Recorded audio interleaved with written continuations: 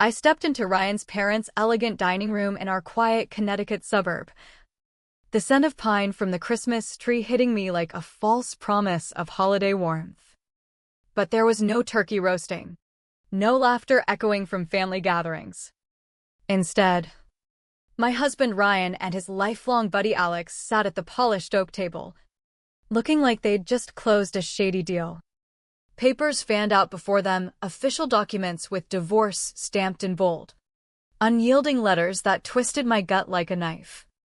Alex lounged back in his chair. That smug, predatory grin splitting his face, eyes gleaming with cruel amusement. Ryan fiddled with his wedding band, staring at the floor, refusing to meet my gaze. The twinkling lights on the tree now seemed like tiny spotlights on my humiliation.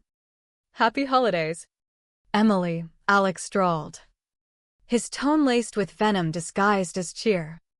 We've got a special surprise for you. I stood there in my crimson holiday dress, the one Ryan once whispered made me look stunning, feeling exposed, like a deer in headlights.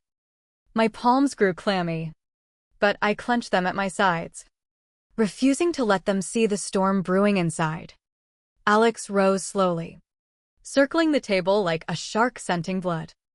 See, Ryan and I had a little wager, he said, his voice dripping with arrogance. I bet him $50 that when we slapped these papers in front of you, you'd crumble, just like every other woman does. Tears, begging, maybe even dropping to your knees pleading for him to stay. Ryan finally lifted his eyes to mine, and what I saw chilled me to the bone, not remorse, not even a flicker of doubt, but a spark of thrill, like he was savoring the power play. Women are so damn predictable, Alex sneered, arms folded tight. Especially ones like you, Emily. You strut around with your marketing gig thinking you're hot stuff, but deep down, you're just terrified of being alone. Aren't you? The silence hung heavy, broken only by the distant chime of a grandfather clock in the hall. Ryan's folks were conveniently out of town, visiting relatives in Florida. Or so they claimed.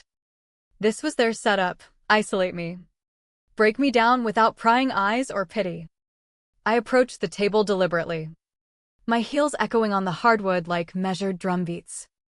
They watched, hungry for my collapse. Alex even pulled out his phone, thumb hovering over the record button, ready to capture my pathetic meltdown for their twisted amusement later.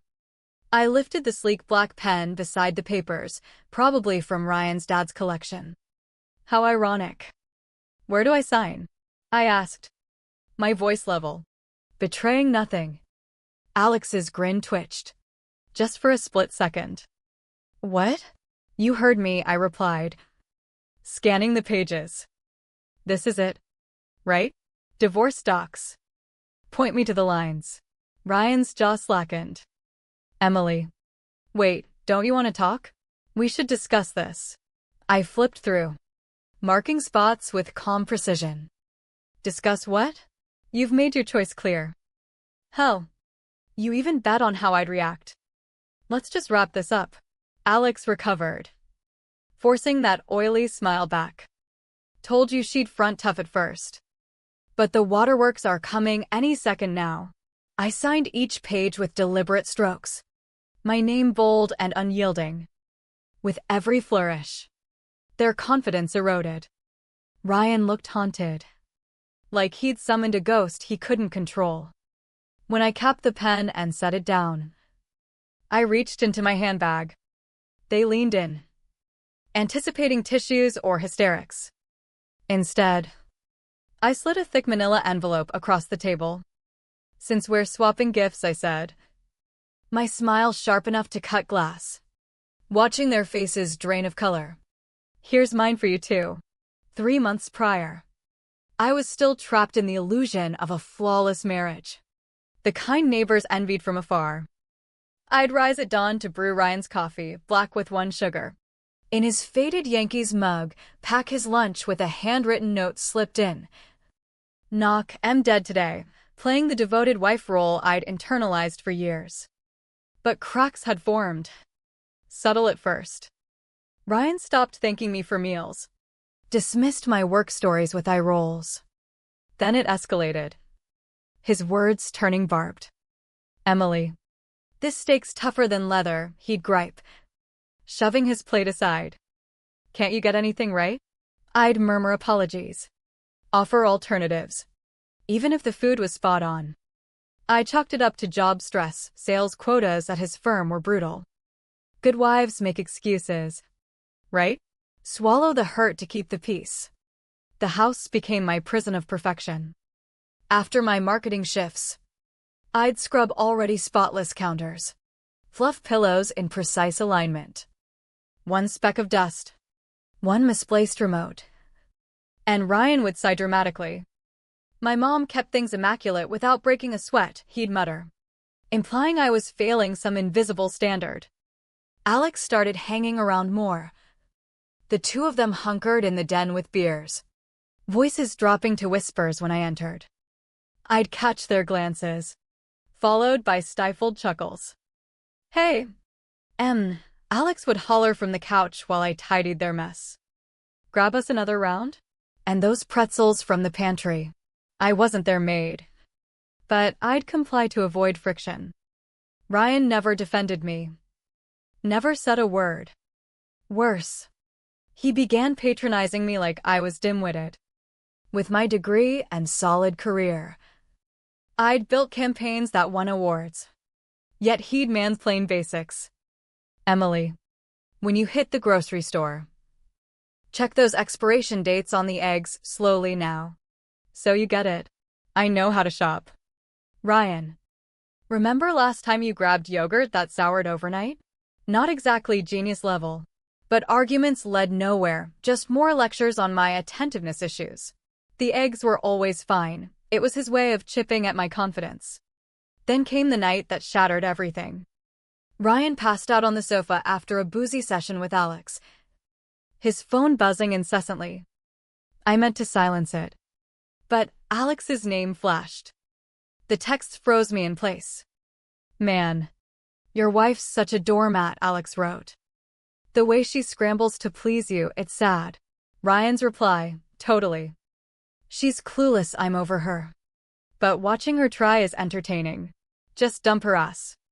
Put the poor thing out of her misery. Planning something big. She'll be blindsided. Women like Emily are too wrapped up in their fairy tale bullshit to notice." Message after message mocked me. My cooking tasted like cardboard, my looks fading fast, my smarts overrated. They called me desperate, joked about ditching me easily. Sitting in our dimly lit kitchen, tears stinging but unshed, I realized our marriage wasn't salvageable. It was a corpse I'd been propping up alone. Instead of confronting him, I replaced the phone precisely and retreated upstairs, the seed of vengeance taking root in the darkness. Lying awake that night, staring at shadows on the ceiling, I mapped out my escape, not in rage, but cold calculation. The betrayal burned, but it fueled a quiet resolve. They'd regret underestimating me. Come Monday, I did the unthinkable, dialed a private investigator from a burner app I'd downloaded. My voice trembled as the line connected. "Thompson Investigations. Sarah speaking. I need help," I whispered, though Ryan was miles away at work. "Sarah Thompson. Ex-cop turned PI. Met me at a nondescript diner off the interstate." She looked like a no-nonsense aunt, but her gaze was laser-sharp. "Spill it all," she said. Notebook ready. I detailed the texts, the emotional digs, my growing suspicions. She nodded, probing gently. "He's out late more?" "Yeah. Claims it's with Alex." Vague bars. Vague nights. Money troubles? That's when I confessed the credit card statements, lavish dinners at steakhouses I'd never visited, hotel bookings in Hartford, cash withdrawals labeled business. Question him? He'd snap, "I handle finances." "Emily, stick to what you know." Sarah dove in, tailing them for weeks, snapping photos, logging patterns. Her findings? Worse than infidelity, a full-blown con. Ryan and Alex preyed on seniors at community centers and cafes, peddling phony investment schemes with glossy brochures and slick websites Alex coded. They've swindled over $250,000 from a dozen victims, Sarah reported at our follow-up, sliding evidence across the booth. Mostly retirees, lost nest eggs they can't recover. Nausea hit hard. My husband of 7 years was a thief, charming widows out of pensions in his crisp suits. But the gut punch, Ryan planned to bolt post-divorce, siphoning our savings into hidden accounts. House equity, retirement funds, even my inherited jewelry, he aimed to strip it all. And this, Sarah added, opening another file. Emails plotting to paint you as unstable, your breakdown would discredit any accusations. Their scheme, serve papers, film my hysteria, use it to silence me while they fled to some beach haven. Months in the making. All to leave me penniless and broken. The shock morphed into fury. A slow-burning fire that steadied me. While Ryan saw me as a naive marketer, I'd been forging my own path. It began half a year back when my sister Olivia pitched an idea over brunch. Emily, you're killing it in marketing, why slave for a boss, she'd said. Start your own thing. I'd brushed it off. With what? Ryan controls the checkbook, he'd shut it down. Then don't tell him. Bootstrap it. Enter Michael Lee, a software engineer Olivia knew from her legal practice. He needed marketing muscle for his IT consulting firm. We met at a cozy coffee spot. He was unassuming. Valued my input unlike Ryan. I'm tech-savvy but clueless on selling, he admitted. I revamped his brand site overhaul. Targeted ads. Clients poured in, within months. His revenue soared. Grateful. He proposed, be my partner. Emily. 50-50 on a new venture. Fear gripped me, Ryan's constant belittling echoed, you're not cut out for big leagues. But I leaped. We launched Lee Harris Digital Strategies with my secret $4,000 stash. I worked late at the office, actually pitching clients, sealing deals. Olivia handled the LLC paperwork, shielding it all. Growth exploded, from 5 clients to 40 in months. Michael managed tech, I drove strategy. Sales. He praised my vision. Your campaigns are gold, how do you nail it every time? Respect like that rebuilt my shattered self-worth. By Sarah's investigation, our firm valued at $1.8 million. My share tucked in untouchable accounts. But vengeance demanded more. Digging with Olivia, I uncovered a key, our house deed, in my name solo due to Ryan's old credit woes. He'd forgotten, I hadn't. We quietly shifted assets, car title, my superior score. Half our joint savings, legally mine. This is protection, not theft, Olivia assured. By holiday season, I held the reins on our life house, vehicles, funds while building an empire he ignored. 2 weeks pre-Christmas, I eavesdropped on Ryan's call with Alex from his study door, feigning gift wrapping upstairs. Christmas Eve's ideal, Ryan buzzed. She adores the holidays, been prepping dinner forever. Alex cackled, savage. Man. Love it. Crush her spirit. Exactly. Break her so she signs anything, no fight. My fists balled as they detailed the bet, $50 on my tears in minutes. She'll beg on her knees, pathetic. Film it for the boys. Get that look when her world shattered. They plotted the scene, empty house. Papers as gift, my humiliation their entertainment. She's clueless, still playing perfect wife. If only they knew my counterlot simmered. Post-call. I looped Sarah in. They're ambushing me Christmas Eve, recording it all. Let 'em, she said. We'll flip the script. She hooked me with Marcus Hale, a reporter hungry for elder fraud exposés. A confession on tape? We dismantle them, Marcus said. My plan, hidden cam in my dress button. Audio recorder capturing admissions. Let them gloat. Sign their papers coolly. Then unleash mine, Olivia's ironclad divorce docs claiming all. Backed by crime proof. Pre-holiday week. I performed flawlessly. Lavish gifts for Ryan. Menu planning. Carols hummed while stringing lights. He suspected nothing. Christmas Eve. Beside my betrayer in bed. Anticipation thrummed, not fear, but power. Ryan and Alex gaped at the envelope like it held venom. Ryan's fingers quivered as he grabbed it. Alex paled to ghost white. "What's this?" Ryan croaked. "Unwrap your present," I said, leaning back, savoring their dread. "Holiday cheer for you both." Alex blustered, "Whatever bluff this is." "Emily, you just signed away your leverage." I chuckled, the sound jolting them. "Leverage? Funny." "Ryan, remind Alex about our house, deeded to me because of your credit mess years back." Ryan blanched, memory hit like a freight train. "Bullshit," Alex spat. But doubt crept in. "Dig in," I urged. "The fun's inside." Ryan ripped it open. Photos tumbled out, him and Alex schmoozing seniors. Cashing checks. Toasting with stolen funds. How? Keep going. Next, dossiers of bank trails. Forged docs. Incriminating texts mocking victims. Alex snatched them. Eyes bulging. "This is..." "You couldn't." Private eye. 2 months back. Sarah Thompson, ex-detective. Thorough as hell. I flashed my phone's recorder. Caught your whole spiel too, the bet. The humiliation plot. FBI'll love the misogyny angle. Ryan retched, FBI. Elder frauds federal. You two? Years behind bars. I drew the final sheaf, my divorce papers. These count. House mine. Assets mine, your crimes seal it. Alex rifled pages desperately. Fakes can't prove squat.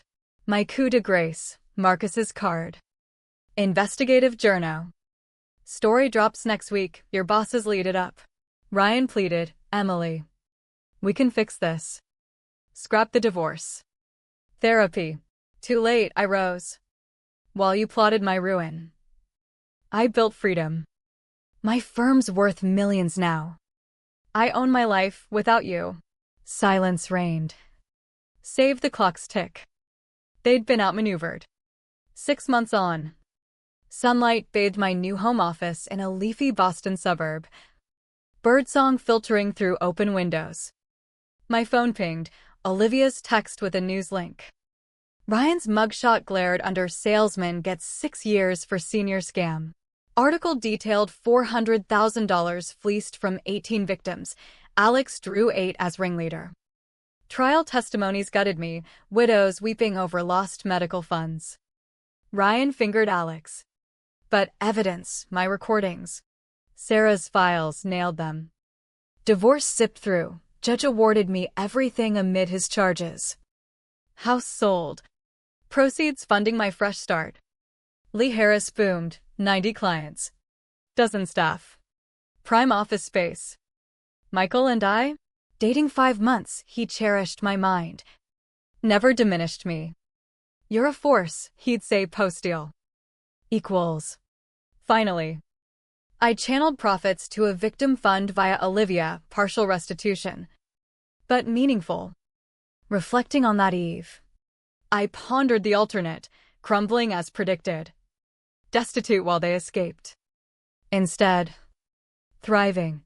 Empowered. Ryan's betrayal? It unearthed my strength, his greatest unintended gift. The cost? Scars lingered. Trust fractured. But the payback? Priceless.